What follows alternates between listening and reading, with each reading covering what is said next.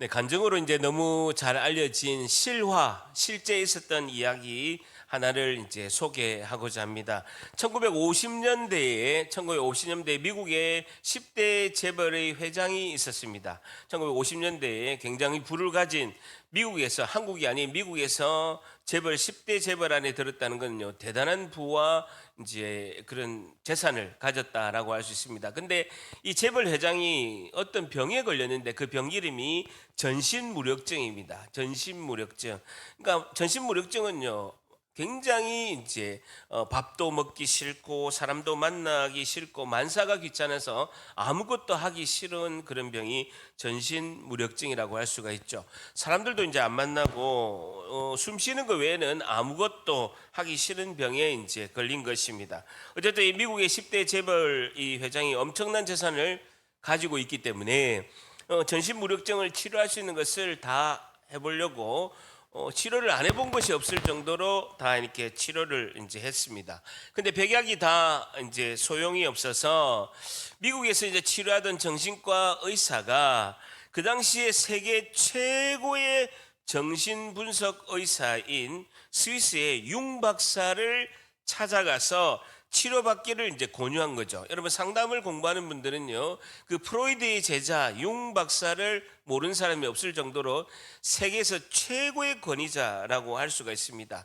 이제 그 말을 듣고 자기가 자가용 비행기를 타고 스위스의 찌리에 있는 그 정신분석 의학자인 그 융 박사를, 프로이드 제자인 융 박사를 이제 찾아갔습니다. 그 융 박사가 그 미국 재벌 회장을 이렇게 만나서 대화를 하고 진단을 해보니까 이렇게 결론을 내린 거죠. 회장님의 병은 특별해서 영적 뿌리가 있어서 자신이 치료하기보다는 영적 대가에게 가서 치료를 해야 될 것 같습니다. 자신이 세계적인 권위자임에도 불구하고 자신이 치료할 수가 없어서 영적 뿌리가 있는 병이라서 영적 대가에게 가서 치료를 하면 좋겠습니다 라고 하면서 추천서를 써줬는데, 그 사람은 1950년대에는요 구소련 시대였습니다. 지금처럼 러시아 시대가 아니라 그 소련의 그런 시대에서 한 수도원의 원장님한테 가서 찾아가서 이제 치료를 하십시오라고 권유를 한 거죠. 그러면서 추천서를 써주면서 이렇게 당부를 했습니다. 재벌 회장에게 이렇게 한 가지를 당부했는데, 그 원장님을 만나면 자존심을 내세우지 마시고 시키는 대로 하시면 병이 나을 것입니다 라고 이제 권유를 한 것이죠. 그래서 미국 그 이제 재벌 회장은 자기 자가용 비행기를 타고 그 모스크바 공항에서 이렇게 내려서 그 모스크바 공항에서 차를 대절해서 200km나 되는 곳에 차를 몰고 가서 수도원에 이제 들어가게 된 것입니다. 도착해 보니까요, 참 허름한 거예요. 허름한 수도원이고 사람들이 막 붐비는 자그마한 시골의 이제 낡은 수도원이었던 것이죠. 어쨌든 그 수도원의 원장을 찾아서 융 박사님이, 스위스 융 박사님이 주신 추천서를 이렇게 건네주면서 수도원 원장에게 이렇게 이야기했습니다. 원장님께서 시키는 대로 제가 다 하겠습니다 라고 이렇게 말씀을 드린 거죠. 추천서를 본 원장님이 오늘 이제 멀리서 오시고 이렇게 먼 거리를 오시고 저녁이 됐으니까 피곤하실 테니까 가서 이제 숙소에서 쉬시고 내일 아침 9시에 오십시오 라고 이렇게 권유를 한 것입니다. 그래서 아침 9시에 그 원장님 찾아뵈니까 원장님께서 처방을 내린 것이 아무 말도 하지 않고, 회장님 혹시 주기도문을 아십니까? 라고 물어본 거죠. 미국은 이제 어릴 때부터 신앙생활을 하다 보니까 뭐 주기도문을 모르는 사람이 없습니다. 예, 잘 압니다. 하늘에 계신 우리 아버지여, 이름이 거룩히 여김을 받으시오면. 내가 너무너무 잘 압니다. 어릴 때부터 다 외우고 있습니다 라고 대답했죠. 그래서 처방을 어떻게 드렸냐면요, 그러면 가서 그 계신 곳에, 숙소에 가서 주기도문을 300번 되풀이 하십시오 라고 이렇게 이야기했습니다. 300번을 주기도문을 되풀이 하십시오 라고 하면서 여러분 그 묵주를 줬습니다. 여러분, 절에는 염주라고 있습니다. 이렇게 나무로 된 알갱이가 된 염주가 있는데, 염주의 개수가 절에는 몇 개인 줄 아십니까? 염주 몇 개예요? 어떻게 알았어요? 절에 다녔어요. 108개. 108번뇌. 108개의 번뇌를 해서 절에 있는 염주는 그 나무의 그 구슬수가 108개입니다. 근데 이제 이제 기독교는 잘 안 쓰는데 캐톨릭에 쓰는 묵주는 기도 한 번 할 때마다 이렇게 한 번씩 돌리죠. 묵주는 중간에 십자가 이렇게 표시가 있고 양쪽에 이렇게 구슬이 이렇게 달려 있는데 그거는 100개가 있습니다. 100개. 그래서 한 번 이렇게 기도 한 번 할 때마다 하나씩 이렇게 해서 100개가 있으니까 요거를 3번 돌리면 이제 300개의 주기도문을 이제 기도를 하라라고 이렇게 권유를 했죠. 300개를 이렇게 하고 다음 날 또 아침 9시에 이제 찾아뵈니까 300번 다 하셨습니까? 라고 하니까 예 했습니다. 그럼 오늘은 600번 하십시오라고 300번이 플러스가 됐죠. 600번에 이제 순종을 했죠. 용 박사님이 시킨 대로만 하라고 하니까 600번 했습니다. 그래서 다음 날 아침에 가니까 다 하셨습니까? 네. 오늘은 900번 하십시오라고 한 거죠. 300번씩 이렇게 늘어난 겁니다. 그래서 어쨌든 이제 1200번 정도 이렇게 하고 회장님은 이제 1200번 정도 이렇게 하고 나서 슬슬 화가 나기 시작했죠. 어쨌든 하루에 300번씩 이렇게 오르다가 드디어 주기도문 암송을 4500번까지 하라는 거예요. 4500번. 하루에 4,500번까지 하라는 거죠. 이때쯤 되니까 재벌 그 회장님이 인내 한계가 왔을까요? 뚜껑이 열렸지. 그래가지고 막 머리 뚜껑에 사람을 놀리냐고 이거 뭐 하는 거냐고 하고 우라가 이제 머리까지 이제 치밀어 오른 거죠. 그래서 뭐 6이고 뭐 원단이고 다 필요 없다. 원장님이고 다 필요 없다. 내가 가야 되겠다. 그래 비서가 따라왔거든요. 짐 싸라. 비서한테 짐 싸라라고 이제 강력하게 이야기했죠. 근데 비서가 아유 회장님 융 박사 체면을 생각해서라도 며칠만 더 합시다라고 이렇게 말린 겁니다. 그래서 매달리자 회장이 그러면 내가 며칠은 못 하겠고 한 번은 더 하겠다. 하루는 더 하겠다라고 이렇게 한 것입니다. 이 이야기를 들어보면 이렇게 성경의 이야기 중에서 뭐 하나 생각나는 게 없습니까? 열왕기 하서에 보면 엘리사하고 나아만 장군 엘리사가 뭐라 했습니까? 나아만 장군한테 그 가뭄에 7년 가뭄에 요단강에 가서 몸을 7번 씻어라라고 하니까 화가 치밀어 오는 것과 똑같은 비슷한 내용입니다. 어쨌든 다음 날 아침에 9시에 가니까 그 수도 원장이 또 이야기했습니다. 4,500번 하셨나요? 네, 했습니다. 그러면 4,800번 하세요. 라고 한 거예요. 주기도문을 4,800번 하라고 한 겁니다. 그래서 어쨌든 4,800번 이거 한 번만 하면 내 이제 땡이다. 이제 다시 미국으로 돌아가야 되겠다라고 생각한 거죠. 그런데 그날 4,800번을 주기도문을 외우고 기도를 하는데 갑자기 눈물이 쏟아지고 하늘이 열리고 성령의 은혜를 경험한 것입니다. 성령의 은혜를 경험하고 그리고 성령이 살아계신 하나님의 임재를 체험하고 하나님의 은혜에 잠겨서 한없는 눈물을 흘리면서 회개를 하게 된 것입니다. 돈밖에 모르는 교만한 자신 그리고 허물과 자신의 죄가 보이게 되고 부자라는 것은 다 쓸모가 없구나. 인생에 있어서 완전히 내가 헛살았구나 하는 진정한 회개가 터지면서 엄청난 하나님의 은혜를 경험한 것입니다. 그 재벌 회장은 한 번도 느끼지 못한 기쁨에 마음이 가득 충만했고 그날부터 전신무력증이 즉시 치료가 된 줄 믿습니다. 바로가 치료가 된 거예요. 그래서 주기도문을 외우면서 기도하는 중에 하늘이 열리고 살아계신 하나님을 온몸으로 경험하면서 새로운 그런 병이 치유되고 새로운 인생을 살게 된 것입니다. 그만큼 자신을 내려놓으면서 기도하는 것이 중요한 것인 줄 믿습니다. 오늘 살펴보는 오늘 본문은요, 에베소서 1장 15절에서 19절에 이어서 사도 바울이 에베소 성도를 향한 그 두 번째 기도가 등장하고 있습니다. 사도 바울이 1장에서 3장까지 가는데 두 번의 기도를 하는 걸 볼 수가 있습니다. 지난번에 살펴봤던 1장 15절에서 19절은요 첫 번째 기도, 오늘 3장 14절부터 살펴보는 이 내용은요 사도 바울의 두 번째 기도가 등장하고 있습니다. 오늘 본문을 통해서 오늘의 질문은요, 성도는 무엇을 기도해야 할까요에 대한 교훈을 얻고자 합니다. 오늘 제목이 뭐라고요? 성도는 무엇을 기도해야 할까요에 대한 교훈을 얻고자 합니다. 오늘 제목은요, 성도는 무엇을 기도해야 할까요에 대한 교훈을 얻고자 합니다. 3장 14절 한번 같이 읽습니다. 시작. 이러므로 내가 하늘과 땅에 있는 각 족속에게, 이러므로 동그라미 쳐보세요. 이러므로 사도 바울과 성도들은 사명과 부르심은 하나님의 경영 안에 있음으로라는 뜻입니다. 뭐라고요? 사도 바울과 성도들의 사명과 부르심은 우리가 지난주에 살펴본 것처럼 하나님의 경영 안에 있음으로 내가 하늘과 땅에 있는 각 족속에게 15절 이름을 주신 아버지 앞에 무릎을 꿇고 비노니 한번 줄쳐보세요. 무릎을 꿇고 비노니. 여러분, 우리는 무릎을 꿇고 기도하는 것이요 매우 익숙합니다. 그런데요, 유대인들은 일반적으로 하나님께 기도할 때 일어나서 하늘을 보고 기도합니다.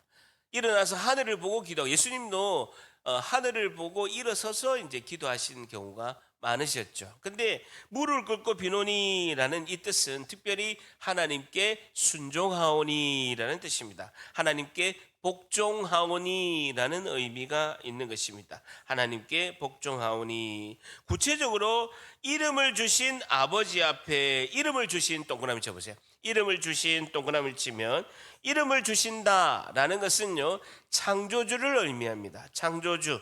하나님은 만물을 창조하시고 그 존재에게 생명을 주시고 하나님의 대리 통치자인 아담에게 이름을 지을 수 있는 권한을 주신 거죠. 그러니까 아담이 지나가는 동물에게 너는 코끼리, 너는 곰, 너는 이제 사자 이렇게 이름을 지어줬다라는 것은요 아담이 그 동물을 통치할 수 있는 권한이 있다라는 것을 의미하는 것입니다. 여러분, 저도 우리 두 자녀 아들과 딸에게 이름을 제가 지어서 출생 신고를 했습니다. 그 의미는 무엇을 뜻하고 있습니까? 부모는 생명을 주신 그 창조주 하나님의 대리 양육자, 대리 통치자의 의미가 있는 것이죠.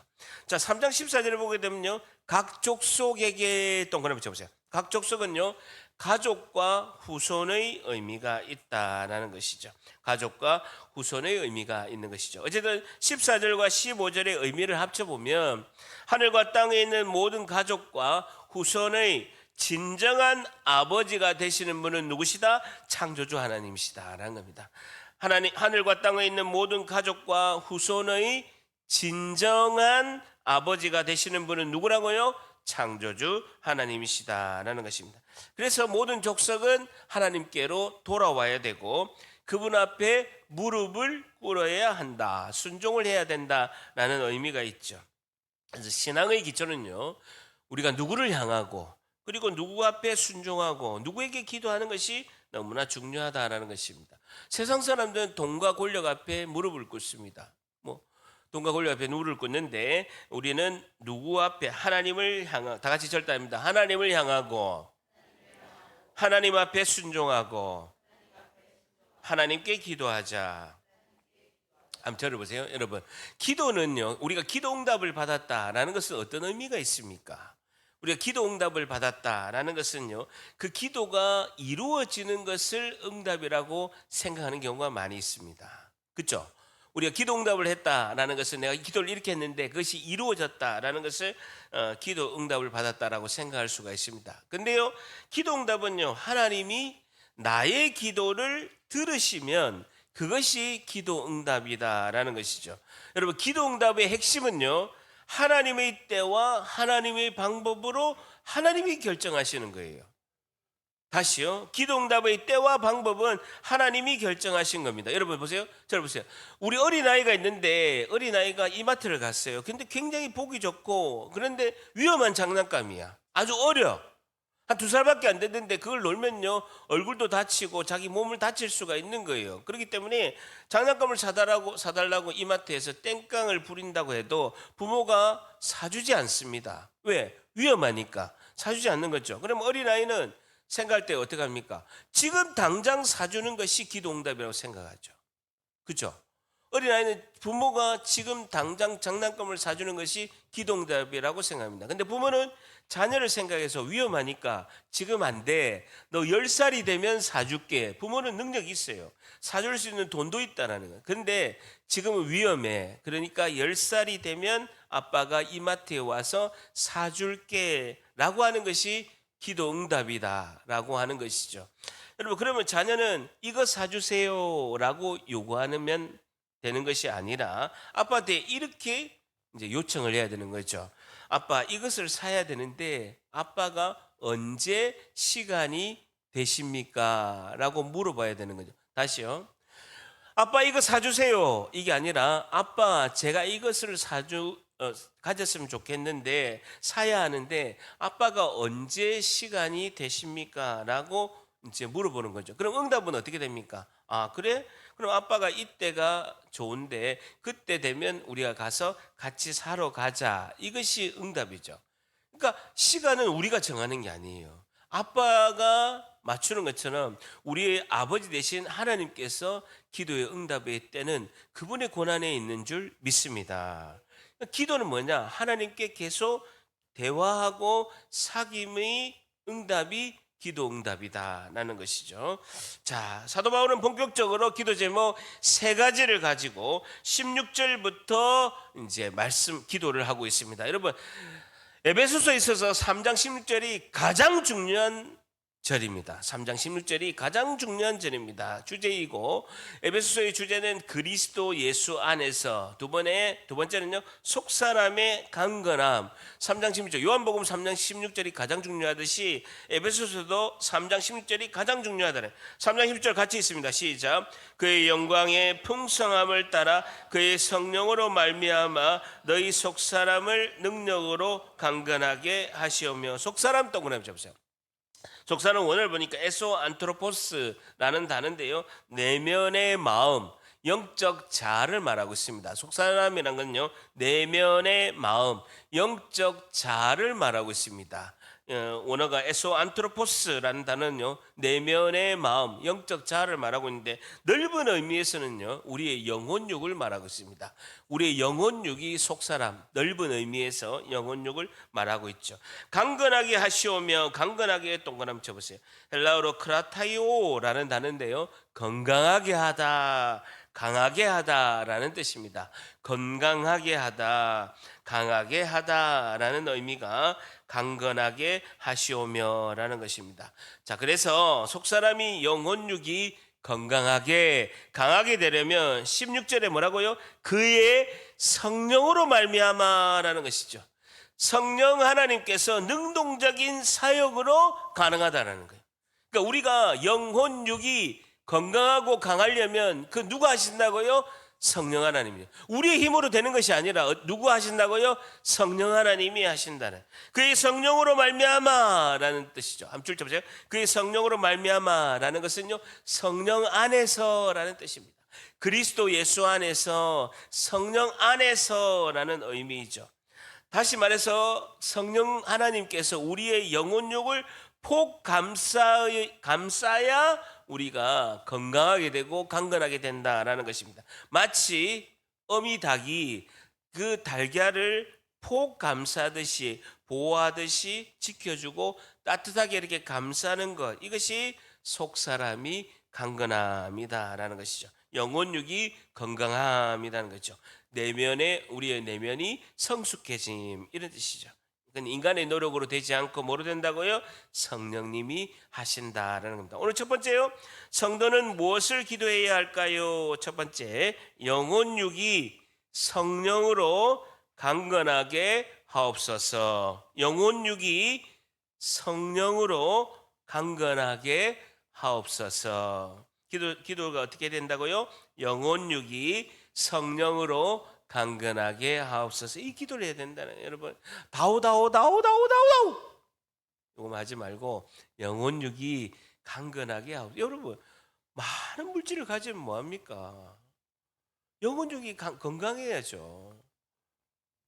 건강하는 게 제일 중요합니다. 여러분, 저 보세요. 2001년도에 제가 처음 교회를 나가게 됐습니다. 교회를 나가자마자 이제 남자 성도들이 이제 목요일 저녁에 목사님께 이제 양육을 받게 된 겁니다. 그래서 제가 한 3년 가까이 목사님에게 직접 담임 목사님께 양육을 받았는데, 근데 어쨌든 제가 교회란 곳을 처음 간 거예요. 기독교 문화도 없고 사돈의 발전까지, 그다음에 뭐 친가 외가 누구도 믿는 사람이 없는 거예요. 우리가 모든 가족 중에서 처음인 거예요. 제가 갔는데 교회 문화를 모르잖아요. 근데 이제 양육 때 보면 집사님들이 이제 교회 오래 다녔던 분들인데 은혜를 받은 이야기를 막 하는 거예요. 근데 저는요, 맹숭맹숭한 거야. 나는 은혜도 못 받고 왜 저렇게 은혜를 받으시고 막 예배 때 은혜 받은 이야기, 난 설교도 잘 이해가 안 되고 목사님이 이야기한 이야기가 무슨 이야기도 잘 모르겠는데 그래도 한 주 동안에 은혜를 이렇게 받은 이야기를 쭉 하는 거예요. 그래서 제가 질문을 초기에는요 딱 하나밖에 안 했습니다. 그런 은혜 어떻게 받습니까? 저 욕심이 많거든요. 그런 은혜 어떻게 받습니까? 라고 질문하니까 모든 질문이 달라도 답은 하나예요. 성령님을 만나야 된다는 거예요. 성령 하나님을 만나야 은혜를 받을 수 있다는, 담임 목사님도 성령 하나님을 만나야 된다고, 모든 집사님들도 성령 하나님 만나야 됩니다. 어떻게 만날 줄 모르는 거예요. 그리고 방법을 안 알려줘. 어쨌든 죄송해요. 자기들은 만났는데 어떻게 만난 걸 이야기를 안 하는 거예요. 그래서 어쨌든 만나야 된다 해가지고 제가 2001년도부터 그 9월 달부터 2002년 3월 달까지 매일 새벽기도 하루도 안 빠지고 가서 딱 기도할 줄 아는 건 하나, 성령님 만나주세요. 6개월 내내 성령님 만나주세요. 성령님 저를 만나주세요. 아니 성령님 만나면 다 은혜 받는다는데 성령님 만나주세요. 성령님 만나주세요. 요 기도 하나만 한 거예요. 새벽 기도 때 1시간 내내 한 거예요. 근데 2002년 3월 달에 그 새벽 기도 중에 성령님이 저한테 찾아오신 거예요. 불현듯 찾아오신 거예요. 근데요, 느낌이 어떠냐면요. 여러분, 말로 표현할 수가 없는데 굉장히 따뜻한, 엄청나게 따뜻한 온기가 저 뒤에서 저를 꽉 껴안으시는, 그러니까 누구도 부인할 수가 없어. 이거는 진짜 예수님이다, 이거는 성령 하나님이다를 누구도 부인할 수 없는 그 따뜻한 온기로, 정말 그 새벽기도 때 정말 그 큰 예배당에 싸늘한데 그 따뜻한 온기로 저를 4-5시간 동안 그날 하루 종일 저를 안아주시는, 뒤에서 팍 강하게 앉는데 그 은혜가 너무 따뜻한 거예요. 이게 성령 하나님의 은혜구나. 이게 예수님이 내 안에 오시는 사건이구나. 내가 예수님을 인격적으로 만나는 사건이구나. 이걸 경험하게 된 거예요. 여러분, 사랑은 머리의 지식으로 우리가 아는 것이 아니라 경험해야 되는 줄 믿습니다. 그러니까 우리가 기도를 어떻게 하느냐. 저처럼요, 성령 하나님 은혜를 달라고, 성령 하나님 저를 만나달라고 우리가 기도해야 될 줄 믿습니다. 자, 16절을 보세요. 그의 영광의 줄쳐 보세요. 풍성함을 따라라는 겁니다. 에베소서에서 가장 많이 등장한 단어가 뭐냐면요, 풍성과 충만입니다. 뒤에는 보면요, 또 오늘 살펴보는 말씀 중에 충만이 계속 등장해요. 풍성과 충만이라는 단어가 굉장히 많이 나오고 있습니다. 에베소서가 강조한 성도의 모습은요, 풍성하고 충만한 삶이다라는 거예요. 그러니까 우리 성도는 풍성하고 충만한 삶을 살아야 한다라고 이렇게 강조하고 있습니다. 여러분, 무엇으로 풍성하고 무엇으로 충만한 삶이라는 것입니까? 여러분, 무엇으로 풍성하고 무엇으로 충만하다는 겁니까? 응? 뭐니 해도 많이? 그게 아니라 예수님의 사랑으로 풍성하고 충만한 삶이라는, 그의 영광의 풍성함을 따라라는 건 뭘로 풍성하다는 겁니까? 예수님의 사랑으로 풍성하고 충만한 삶이다라는 것이죠. 여러분, 예수님의 사랑으로 풍성하고 충만한 삶이 되려면 어떻게 하면 됩니까? 어떻게 하면 될까요? 들어보세요. 여러분, 현대인을 살아가는 요즘을 우리가 표현할 때 이런 표현을 쓰더라고요. 급류가 밀려오는데 밧줄 하나에 의존하는 현실이 우리의 지금 상황이다. 다시요. 우리 국가도 지금 미국의 압력이나 지금 이제 불경제로 해서 너무나 힘들지 않습니까? 지금의 상황을 뭐라고 표현하냐면요, 급류가 밀려오는데, 여러분, 급류가 밀려오면 떠내려가서 죽게 되잖아요. 근데요, 밧줄 딱 하나만 잡고 있는 거예요.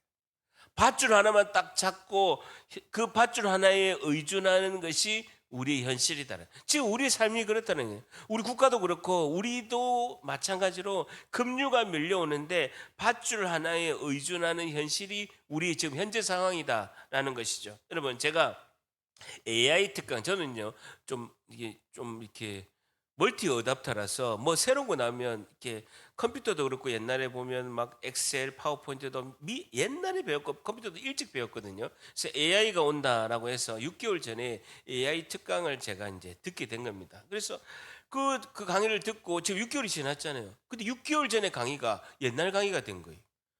근데 챗GPT에 제가 포 강의를 들었거든요. 그때 뭐 그게 대단하다고 했는데 그 아무것도 아니에요. 지금 6개월 사이에 엄청나게 이제 많은 변화가 일어난 것이죠. 엄청나게 많은 정보와 엄청나게 많은 일들이 지금은 뭐 3개월, 6개월 단위로 일어나는 것이죠. 여러분 보세요. 근데요, AI 이런 말이 있습니다. 우리가 AI를 모른다 해가지고 망하지는 않는다. AI를 모른다 해가지고 망하지 않는다. 그런데 AI를 너무나 잘 이용하고 잘 활용하는 사람들에 의해서 우리는 망할 수 있다라는 이런 말이 있습니다. 어쨌든 아이러니하게도 AI가 우리의 편리함을 이렇게 주고 어쨌든 이렇게 유익함을 이렇게 주는 것 같지만 결국 보게 되면 사람들이 그것에 지배를 받게 되고 우리의 영혼이 풍성하고 충만한 것이 아니라 이번에 강릉 가뭄처럼 바짝 마르는 거예요. 영혼이 너무나 바짝 마르는 것이 있습니다. 여러분 스마트폰이 주는 편리함이 있지만 그것으로 인해서 육체적으로 정신적으로 질환들이 너무 많은 거예요. 스마트폰 때문에 우리 대한민국 국민들의 대부분이 거북목이 됐어요. 목이 안 아픈 사람이 아무도 없어요. 그리고 우리 자녀들이 감정 통제가 안 되는 거야. 쇼츠에 익숙해가지고 설교를요 20분 30분 듣는 건 기적. 여러분 제가 설교를 40분 하는 거 듣는 거예요. 여러분 안 졸고 듣는 건요 기적 중의 기적이에요. 있을 수 없는 일이 일어나는 거예요. 여러분 그러니까 자녀들이 우리 감정 통제가 안 되는 거예요. 막 옛날에는 우리가 막 두드려 맞을까봐 엄청 참고 했는데 통제가 안 되는 거예요. 정신질환이 과거보다 몇십 배가 엄청나게 급등하고 있는 거예요. 핸드폰 때문에. 제가 한 2달 전인가 영락수련 제가 갔다 와서 주일날 핸드폰을 마치고 금요일날 오후에 받았잖아요. 제가 이제 6일간 핸드폰을 사용 안 했잖아요. 와, 이틀은요 너무 힘들더라고. 막 불안하고 초조하고 뭐 우리 하영숙 도망갈까 싶어가지고 막 걱정이 엄청 많은 거예요. 근데 3일째 되니까요 너무 편안해. 하나님께 집중하니까요 너무 풍성해. 너무 충만해. 여러분 핸드폰 6일 끊었는데요 성령이 충만한 거예요. 내 안에 하나님의 그 은혜가 풍성하고 충만하게 들어오는 거예요. 여러분 하나님께만 집중하면요 요즘에 얼마나 스마트 미디어 시대, 진리와 비진리의 홍수 시대, 극단적 이기주의 그리고 정보와 미디어 과잉 시대잖아요. 그래도 온갖 세상의 방해에도 우리가 하나님 한 분에게만 집중할 때 풍성하고 충만한 은혜를 받을 줄 믿습니다. 자, 17절 보세요. 자, 그러면 구체적으로 풍성함을 따라 성령으로 말미암아 속사람이 강건하기 위해서는 구체적으로 어떻게 해야 되는가라는 내용이 17절부터 등장합니다. 17절 같이 있습니다. 시작. 믿음으로 말미암아 그리스도께서 너희 마음에 계시게 하시옵고 너희가 사랑 가운데서 뿌리가 박히고 터가 굳어져서 믿음으로 말미암아 줄쳐 보세요. 예수님과 우리를 연결하고 예수님 안에 우리가 생명에 참여하는 건 뭐라고요? 믿음이다라는 것이죠. 믿음. 그리고 그리스도께서 너희 마음에 계시게 하시옵고 계시게 동그라미 쳐보세요. 여러분 성경에서 계시게라고 이렇게 번역되는 단어가 헬라어 원어가 2단어가 있는데 여기서 말하는 카토이케오라는 여기 단어는요. 영원히 거주하다, 영원히 계시다라는 뜻입니다. 영원히 거주하다라는 것입니다. 영원히 거주하는 건 뭡니까? 나그네하고 손님이 아니라 주인으로 거주하신다라는 것이죠. 예수님께서 나에게 임시로 거주하는 것이 아니라 손님 나그네로 거주하시는 것이 아니라 주인으로 거주하신다. 영원히 거주하신다라는 것이 너희 마음에 영원히 예수님께서 주인으로 계시고라는 뜻입니다. 계시다라는 단어 팔라이케오라는 다른 단어는요. 손님으로 계시다, 나그네로 계시다, 임시로 계시다라는 다른 단어이죠. 여기서는요. 영원히 계시고 주인으로 계신다라는 것입니다. 여러분 믿음은요 예수님을 아는 것이 믿음이 아닙니다. 예수님을 아는 것은요 그냥 아는 것이지 믿음이 아니다라는 겁니다. 하나님을 안다라는 것은 믿음이 아니라 예수님을 믿는다라는 것은 계속 신뢰하고 예수님이 나의 삶의 주인으로 되는 것, 그 예수님만 순종하는 것이 믿음인 줄 믿습니다. 자 보세요. 그리스도께서 너희 마음에 계시게 하시옵고라는 거죠. 속사람의 건강함, 강건함은 예수님께서 우리 안에 주인으로 계시는 것과 깊이 관련이 있다라는 거예요. 예수님이 우리 마음에 주인으로 계시는 것과 속사람이 강건하고 속사람이 건강하는 것과 깊이 관련이 있다라는 거죠. 예수님과 연합하는 것, 믿음으로 연합하는 것, 예수님이 나를 성령으로 감싸는 것, 이것이 너무나 중요하다라는 것이죠. 여러분, 제가 이제 며칠 전에 단톡방에 이제 기도에 대한 파워포인트, 오늘 아침에도 제가 단체 카톡방에 기도에 대한 이제 파워포인트 그 한 장면을 캡처해서 제가 이렇게 드렸습니다. 기도 정의가 그게 뭐라고 되어 있습니까? 기도는 예수님을 우리에게 머무르도록 붙드는 것이 기도다라고 그렇게 이제 적혀 있죠. 여러분, 제 카톡 보내도 여러분 잘 안 보시죠? 잘 보고 계시죠? 기도는 예수님을 우리 안에 머무도록 붙드는 것이다 라고 하면서 그 밑에 보면 기도는 몇 가지가 있다 했습니까? 두 가지. 첫 번째는 뭐라고요? 잡는 기도. 우리가 붙잡는 기도, 잡는 기도. 두 번째는 뭐라고요? 놓는 기도, 내려놓는 기도. 기도는 두 가지가 있다. 첫째 뭐라고요? 붙잡는 기도. 두 번째는 뭐라고요? 놓는 기도가 있다 했죠. 잡는 기도는 뭡니까? 하나님께 간구하고 의뢰하는 거. 하나님 이거 해주세요. 하나님 이거 해주세요 하고 의뢰하고 간구하는 기도죠. 그래서 하나님 이 기도 제목 이루어 주시옵소서라고 잡는 기도, 붙잡는 기도. 하나님 이거 해주세요. 간구, 의뢰하는 기도. 놓는 기도는 뭡니까? 하나님을 신뢰하는 기도죠. 하나님을 신뢰하고 하나님께 맡겨드리는 기도. 이것이 놓는 기도죠. 하나님 절단합니다. 하나님 그리 아니하실지라도, 한 번 더, 하나님 그리 아니하실지라도 끝까지 신뢰하겠습니다. 그리 아니하실지라도, 지금 당장 이루어지지 않더라도 그래도 하나님만 신뢰하고 하나님만 의지하겠습니다. 주님께 맡겨드립니다 라는 것이죠. 여러분, 하나님이 기뻐하시는 기도가 붙잡는 기도일까요? 놓는 기도일까요? 그런데 우리는 붙잡는 기도만 하잖아요. 이론은 너무나 잘 알아. 실천은 안 돼. 그런 거예요. 보세요. 자녀가 부모한테 잘 오지도 않아. 명절 때도 잘 안 와. 1년에 한 번 올까 말까 해. 자녀가 부모에게 자주 와서 뵙고 얼굴하고 어머니 건강하세요? 어머니 뭐 필요하세요? 라고 이렇게 이야기를 해야 되는데 잘 오지도 않아. 가끔 오다가 가뭄에 콩나듯이 가끔 와서 하는 말이 1년에 한 번 올까 말까 해가지고 오면서 하는 말이 뭐 주세요? 라고 하면 부모가 힘들어요? 힘들지. 기도 잘 안 해. 어쩌다가 힘들어가지고 기도 왔는데 앉아가지고 주세요. 하나님 좀 이야기하려면 출근해야지 하고 가고 이마트 가야지 하고 이렇게 경우가 있다는 것이죠. 어쨌든 놓는 기도, 하나님께 맡기는 기도가 진정한 기도인 줄 믿습니다. 자, 17절 하반절에 보세요. 너희가 사랑 가운데서 뿌리가 박히고 터가 굳어져서 한번 쳐보세요. 견고하게 뿌리 내린 나무에 이렇게 비유하고 있고요. 그 다음에 땅이 딱딱하게 굳어진 땅에 지어진 굳건한 건물을 이미지로 나타내고 있는 것이죠. 근데 이것의 핵심의 기초가 뭐다고요? 예수님의 사랑이라는 겁니다. 사랑 가운데서 뿌리가 내리고 견고하게 뿌리 내린 그런 나무를 비유하고 있고, 그 다음에 딱딱하게 굳은 땅에서 지어진 굳건한 건물을 이야기하고 있는데 그 기초가 뭐라고요? 예수님의 사랑이라는 거예요. 18절에 능히 모든 성도와 함께 지식에 넘치는 그리스도의 사랑을 알고 라는 것이죠. 사랑을 알고.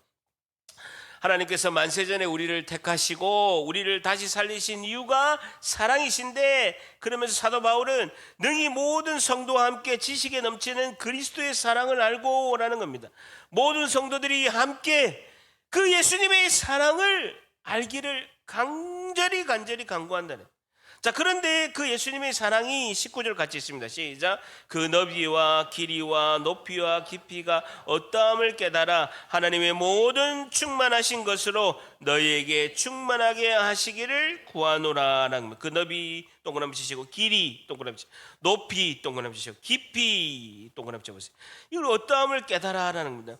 하나님이 우리를 향하신 예수님의 그 사랑이 감히 측량이 가능하지가 않다는 거예요. 측량할 수 없는 사랑이라는 것입니다. 그 예수님의 사랑은 감히 측량할 수 없는 사랑이라는 겁니다. 도무지 측량할 수 없는 그 너비와 그 길이와 높이와 그 깊이를 우리가 도저히 측량할 수 없다라는 것입니다. 여러분, 제가 건축가잖아요. 건축 특급 기술자잖아요. 한번 제가 측량을 할 수가 없는데 한번 측량을 해볼게요. 여러분, 기대가 되십니까? 전혀 기대가 안 되네요. 너비는 뭡니까? 너비. 하나님의 그 사랑의 너비가 뭐죠? 하나님이 세상을 이처럼 사랑하사 온 세상을 다 끌어안을 수 만한 그 하나님의 온 세상을 다 끌어안을 수 있을 만한 그 너비다라는 거예요. 너비. 그 누구도 못하는 원수도 사랑하시는 그 사랑. 그것이 너비다라는 거예요. 두 번째는요, 길이. 길이는 뭡니까?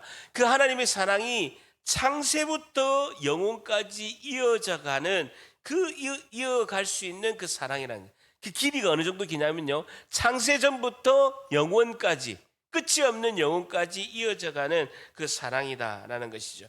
깊이는요, 깊이. 심해 바다보다도 더 깊은 그 지옥의 그 밑에까지 던져진 죄인인 우리를 그 깊은 곳에까지 자비와 긍휼의 손을 내미는 그 깊이라는 거예요. 다시요.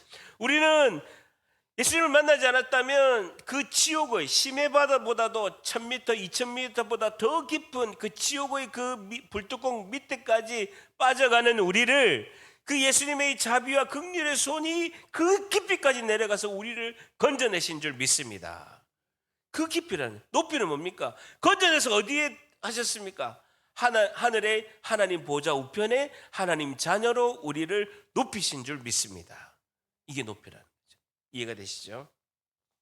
자, 그리고 정리하자면 그 너비와 길이와 높이와 깊이가 사실상 측량하고 헤아릴 수가 없다라는 겁니다. 오늘 두 번째, 성도는 무엇을 기도해야 할까요? 라는 것이죠. 두 번째, 하나님의 측량할 수 없는 사랑을 알게 하옵소서. 하나님의 측량할 수 없는 사랑을 알게 하옵소서라고 기도해야 된다는 것이죠. 성도는 무엇을 기도해야 할까요? 두 번째, 하나님의 측량할 수 없는 사랑을 알게 하옵소서라고 이렇게 기도해야 된다는 겁니다. 여러분, 어쨌든 사랑은 말로 우리가 이렇게 머리로 우리가 깨닫는 것이 이론이 아니라 그 마음으로 경험하는 영역이다라는 겁니다. 18절에 보세요. 능히 모든 성도와 함께 동그라미 쳐보세요. 여러분, 이 하나님의 사랑은 어떻게 경험하느냐? 혼자 성경 공부한다고 깨달을 수 있는 게 아니다라는 거죠. 모든 성도와 함께 교회 공동체 안에서 알아가는 것이 하나님의 사랑이다. 예수님의 사랑이다라는 것입니다. 여러분, 예수님의 사랑은 그 예수님의 몸인 교회 공동체 안에서 경험할 수가 있다라는 것이죠. 여러분, 교회 공동체 안에서 경험한 그 예수님의 사랑은 로마서 5장 6절에는 우리가 아직 연약할 때, 로마서 5장 8절에는 우리가 아직 죄인 되었을 때, 로마서 5장 10절에는 우리가 하나님과 원수 되었을 때에 그리스도께서 우리를 위하여 죽으심으로 하나님께서 우리에 대한 자기의 사랑을 확증하셨느니라 라고 이렇게 말씀하고 있습니다. 여러분, 한번 저를 보세요. 또 하나의 이제 감동적인 실화가 하나가 있습니다. 여러분, 2차 세계대전 때 그 독일 군들이 유대인들을 다 죽였습니다. 수십만 명을, 뭐 많이 잡는 분들은 뭐 600만 명을 뭐 죽였다라는 것도 있는데, 어쨌든 수십만 명을 이제 유대인들을 독일 군인들이 잡아서 이제 아우슈비츠 수용소 같은 곳에 가서 막 어쨌든 대학살을 이제 하게 된 것이죠.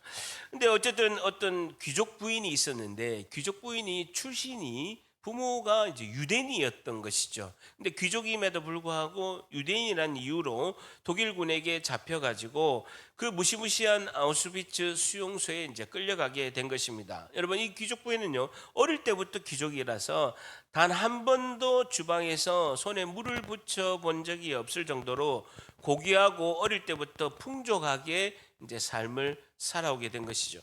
그 귀족 부인이 이제 살벌한 아우슈비츠 수용소에 가서 잡혀가서 엄청난 이제 힘든 그 수용소 생활을 이렇게 하게 됩니다. 근데 어쨌든 귀족 부인이 밖에서는 이제 호강하면서 어쨌든 귀족 부인으로서 아주 편안하게 이제 살아왔죠. 그럴 때 수용소에 있던 사람들이 그 귀족 부인에게 질문합니다. 이 수용소에 와서 얼마나 힘드십니까? 얼마나 이렇게 많이 힘드십니까? 라고 이렇게 물어보니까 이 귀족 부인이 수용소 생활하면서 그 사람들에게 이렇게 대답을 했습니다. 나는 하나님께 실화입니다. 실화. 책에 나와 있고 진짜 실화인데 나는 하나님께 감사드립니다. 내가 그냥 죽었더라면 인생이 무엇인지 몰랐을 것입니다. 여기 와보니 자기가 죽으면서도 자기의 빵을 나눠주는 사람이 있고 이 빵 하나가 내 입에 들어오기까지 얼마나 어렵게 먹어야 하는지를 이제야 알게 되었습니다. 나는 그것도 모르고 죽었더라면 내가 태어난 것이 아니었을 것입니다. 라고 고백합니다. 그리고 여기 이 고통의 장소에 와서야 비로소 내가 생명이 무엇인지, 내가 이 세상에 태어난 의미가 무엇인지, 인생을 산다는 것이 무엇인지를 알게 되어서 하나님께 감사드립니다. 라고 이렇게 고백을 하게 된 것입니다. 사랑하는 성도 여러분, 측량할 수 없는 예수님의 사랑으로 하나님은 이 세상을 다스리고 그 사랑을 우리 교회 안에 하나님께서 부어주신 줄 믿습니다.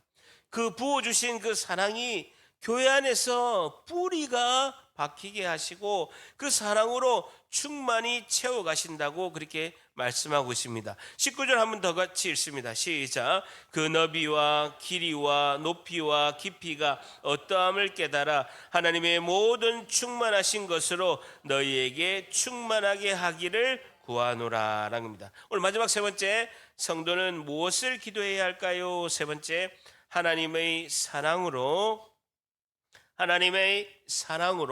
충만히 채워 주시옵소서. 마지막 세 번째, 하나님의 사랑으로 충만히 채워 주시옵소서라는 것이죠. 하나님의 사랑으로 충만히 채워 주시옵소서라는 것입니다. 여러분, 오늘도 내일도 우리 가운데 하나님이 측량할 수 없는 그 사랑을 충만히 채워 주시는 것이 가장 큰 복인 줄 믿습니다. 에베소서 1장 23절에 우리가 그 전에 살펴봤던 그 말씀이 교회는 그의 몸이니 그 만물 안에서 만물을 충만하게 하시는 이에 충만함이라 라고 이렇게 말씀하고 있습니다. 그 풍성하게 채워주신 그 하나님의 사랑, 그 예수님의 사랑이 충만히 채워져서 어디로 흘러가라고요? 세상으로 흘러가야 돼. 세상으로 흘러가야 된다라고 20절부터 말씀하고 있습니다. 세상으로 흘러가야 된다라고 20절 말씀하고 있습니다. 같이 20절, 21절 같이 있습니다. 시작. 우리 가운데서 역사하시는 능력대로 우리가 구하거나 생각하는 모든 것에 더 넘치도록 능히 하실 이에게 교회 안에서와 그리스도 예수 안에서 영광이 대대로 영원 무궁하기를 원하노라. 아멘. 줄쳐 보세요. 20절에 모든 것에 더 넘치도록 능히 하실 이에게 줄쳐 보세요.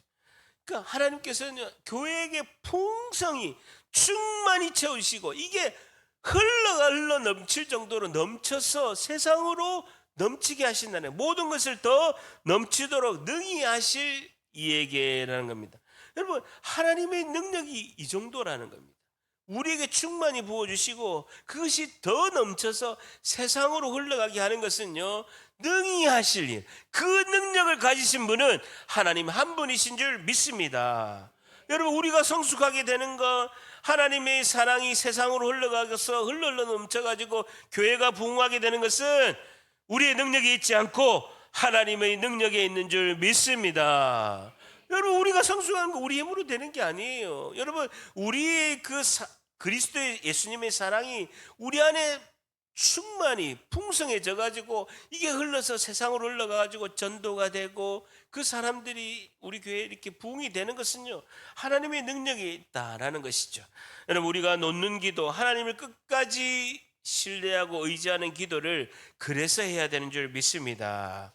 여러분, 우리의 기도와 간구보다도 더, 우리 생각보다도 더 넘치도록 예수님의 사랑으로 하나님은 일하시고 우리에게 부어주실 줄 믿습니다.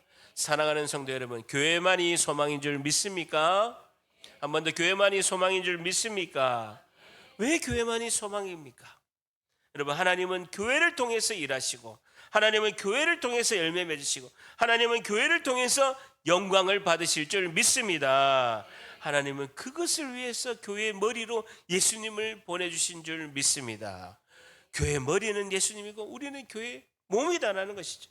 교회의 능력은 만물을 창조하시고 다스리시고 우리를 위하여 그 아들을 내어주신 그 사랑하신 그 하나님 한 분, 오직 한 분에게만 영광을 받으실 줄 믿습니다. 여러분, 이번 한 주도 측량할 수 없는 하나님의 사랑으로 풍성하고 충만한 한 주가 되시기를 예수님의 이름으로 간절히 축복합니다.